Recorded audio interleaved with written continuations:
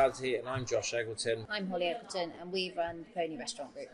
I'm James Stagg, and I'm here at the Pony in Chew Valley with Josh and Holly Eggleton to talk regarding our This is Hospitality campaign and everything they're doing in their community around here in Chew Valley. Josh, on the way in, we saw this fantastic bus outside. Oh, yeah.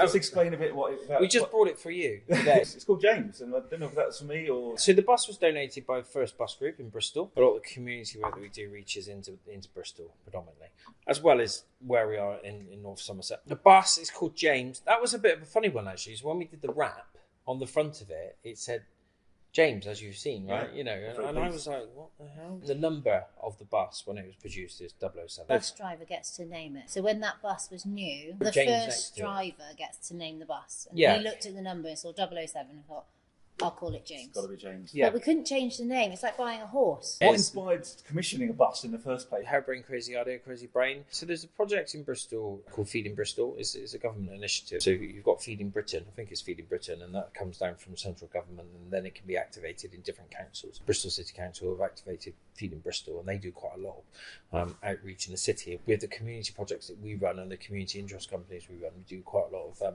interaction with them. What inspired that was that Feeding Bristol said, oh, we've got this bus from First Bus Group, and we're thinking about turning it into a kitchen.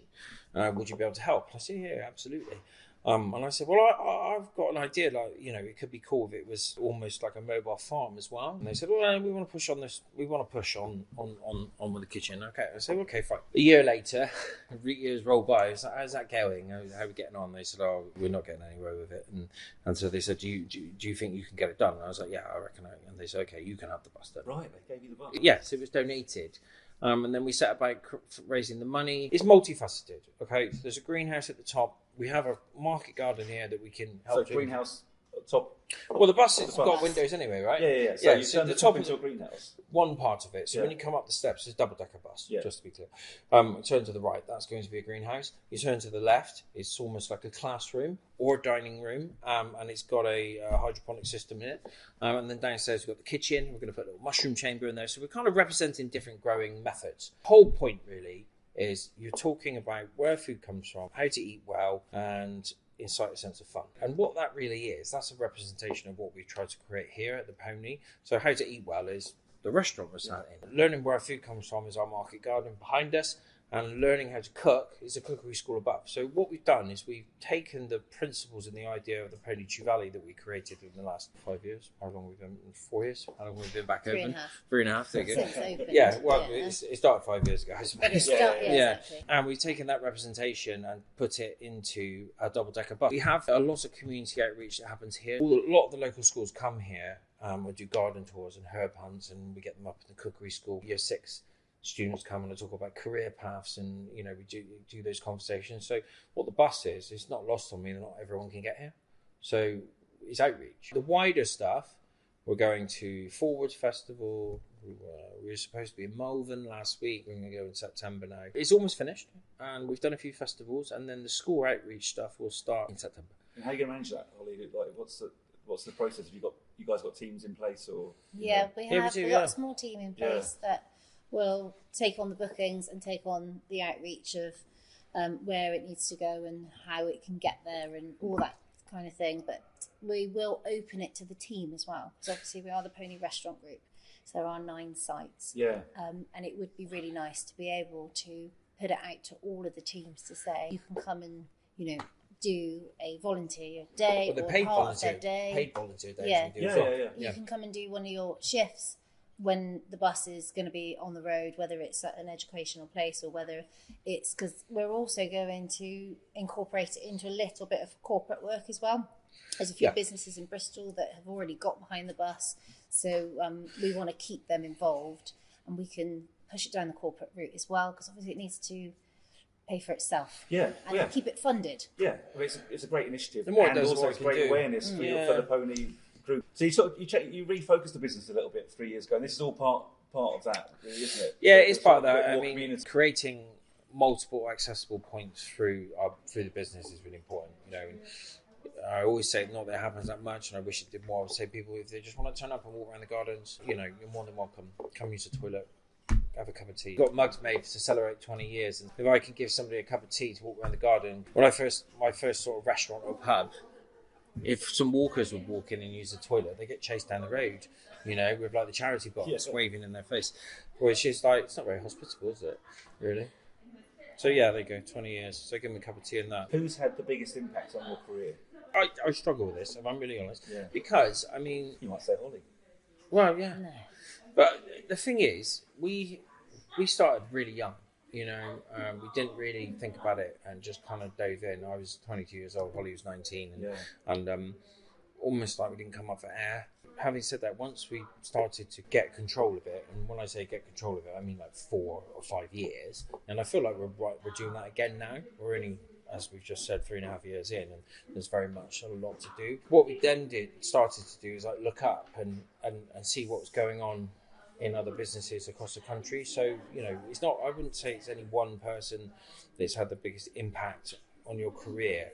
It's the wider hospitality industry that pre-exists within the UK. Yeah. And you start to become part of things, and we very much kind of started to take all, like, I would take a couple of chefs to London once a month, and we would eat in 3 restaurants in one day, back on the train, like, oh my god, I can't move.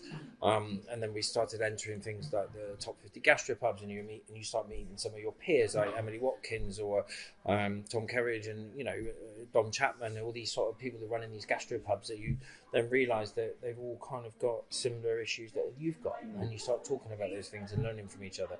And similarly, on a local level, that started to happen as well. Like, for us to get on, what we need to do is try and knit the community together a bit tighter, and that's when we started doing guest chef nights with our friends John Ray, Peter Sanchez Iglesias from Casamia, and Toby from the Pump House, and just ringing. I remember ringing. I spoke to Toby this morning, still a friend now. I rang him up and was like, "Do you want to come with the pony?" And he was like, "What?"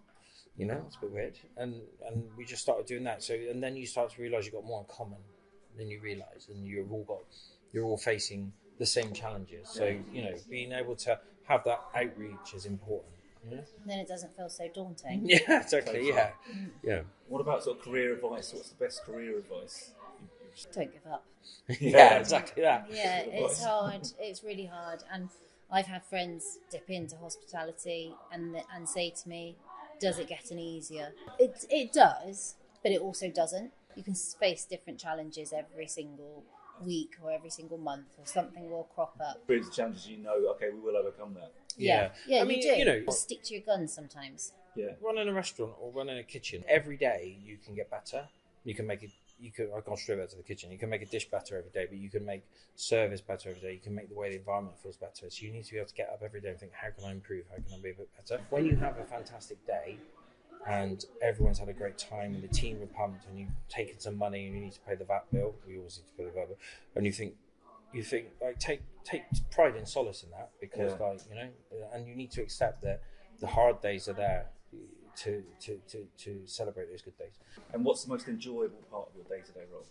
Diversity. While I was driving over here, I spoke to a designer about a logo for a new restaurant, maybe. You bounce from one thing to another. Yeah. It is like being in a pinball machine sometimes, and sometimes it's enjoyable and sometimes it's not. Yeah, exactly. Some days are smoother than other days, and sometimes you achieve a lot more in a day. More achievable goals are so important, Totally. And then what would you consider the kind of best mistake you've ever made?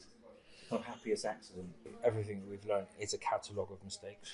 Yeah. It's about being able to learn from those mistakes, pick yourself up. Again, don't give up. Be able to kind of rise above it and go, what have we learned from that? How can we fix this? Being able to learn from your mistakes, that's the key. But we still make mistakes. All the time. Of course. Yeah. Everyone thinks you're like, you got a silver bullet. Oh, it's not true. I know from the outside we've got a lot going on, but we're in just the same situation as everyone else. Yeah. A lot of people come to Josh for a lot of answers. Yeah. And I kind of sometimes defend him and say, like, hang on. Yeah. You might not have all the answers. You need to try this, and this. Yeah. And that's how we would do it. And then hopefully you'll come out the other side. And then finally, what's the best career advice you give someone looking to enter hospitality or progress in hospitality? Be prepared to work really hard. Find the sector that you love. Yeah. Yeah. I very much feel find and that will change. and be willing to change. You know, I met somebody the other day.